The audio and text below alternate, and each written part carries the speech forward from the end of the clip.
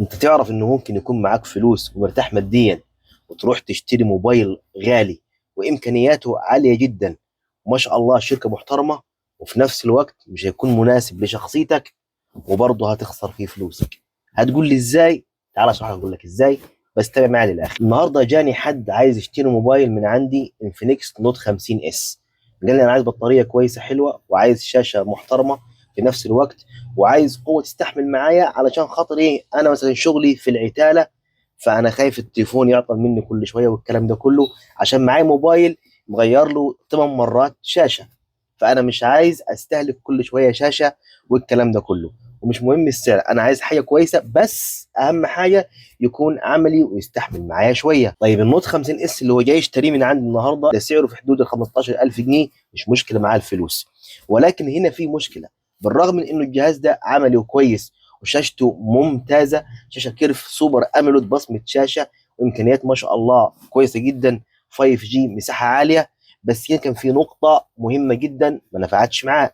الا وهي ايه؟ بقول له بس هنا في حاجه، انت شغلك شغال في العتاله، سواء خرسانه او حديد او اي شغله فيها عماله، فيها رزيع وخبيط كل شويه في التليفون. فالتليفون اللي معاك ده لو وقع منك مره واتنين وجاب شاشه، الشاشه بتاعته ب 5000 جنيه. راح عامل كده، قلت له ايوه ب 5000 جنيه. قال لي لا لا، انا ما ينفعش معايا الكلام ده. يعني هو الراجل معاه فلوس وعايز حاجه كويسه، ولكن في نفس الوقت بص على انه لو عطلت الشاشه دي مش هينفع يدفع 5000 جنيه، فانت هنا خسرت فلوسك.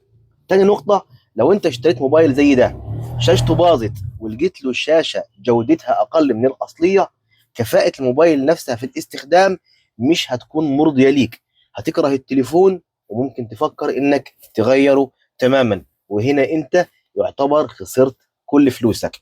طيب جبت له موبايل تاني بحوالي 12000 وشويه او 12500، اللي هو ده الريلمي سي 85. بقول له مواصفاته ايه؟ ان هو ده اقوى حمايه ضد الميه والصدمات، ومع ذلك ما تخبطش فيه الا لما التليفون يوقع منك غصب عنك، عشان مهما كانت القوه برضه التليفون بيتاثر.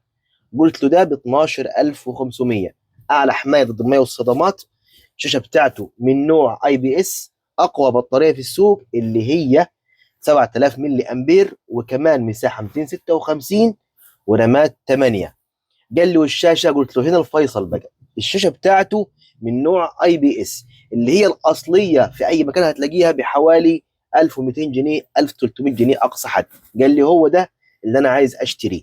بمعنى كده بسيط وبسرعه كده عايز الخص لك، ممكن انت يكون معاك فلوس وعايز تشتري حاجه نظيفه وكويسه، ولكن قطع الغيار مع ظروف شغلك اللي انت بتشتغله التليفون هيتخبط منك كل شويه، فهيكلفك تكلفه عاليه جدا في الصيانه، وممكن ترميه وتشتري غيره، فانت كده خسرت.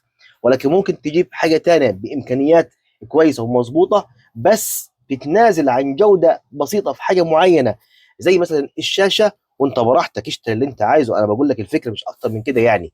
ولكن لما التليفون يتخبط منك كل شويه هتعرف تصلح التليفون بتاعك باقل التكلفه، وهتاخد جوده محترمه مظبوطه. يعني قبل ما تروح تشتري التليفون حتى لو معاك فلوس، شوف نظام شغلك، كاريرك، نظام عملك، في ضغط في خبيط ولا لا، وبناء عليه برضو اختار التليفون اللي هيناسب احتياجاتك وفي نفس الوقت يناسب ظروف شغلك.